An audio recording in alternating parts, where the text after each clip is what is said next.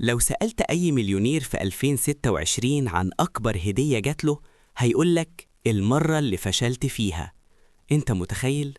الناس دي بتعتبر الفشل هو الكنز اللي بيدلهم على طريق الملايين. بص على سيف. في بداية 2026 سيف دخل في مشروع تكنولوجي بكل اللي معاه وفشل فشل ذريع. بدل ما يقعد يندب حظه، سيف جاب ورقة وقلم وقعد يحلل الخبطة دي علمته إيه ما كانش يعرفه قبل كده. سيف اكتشف إن الفشل ده هو اللي نضف له الطريق من الأخطاء، ورجع بمشروع أقوى خلاه مليونير في شهور.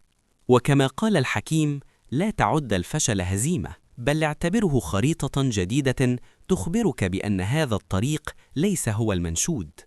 وعشان تتعلم ازاي تحول كل وقعة لقفزة لفوق، اشترك في القناة دلوقتي وفعل الجرس عشان تكون من صناع الفرص. عشان تعمل زي سيف وتستغيل الفشل لصالحك، خد الثلاث نصايح دول. الفشل فلتر للسوق. المليونير بيعرف إن الفشل بيبعد المنافسين الضعفاء، فلو كملت بعد الوقعة انت حرفياً بتنفرد بالقمة لوحدك. البيانات أغلى من الكاش. لما بتفشل انت بتجمع بيانات حقيقية من السوق مستحيل تلاقيها في أي كورس. البيانات دي هي اللي هتعمل منها الملايين الجاية. عقلية المجرب مش المقامر. اتعامل مع أي فشل كأنه تجربة معملية باظت، مش نهاية العالم، وده بيخليك تاخد مخاطرات محسوبة بقلب حديد.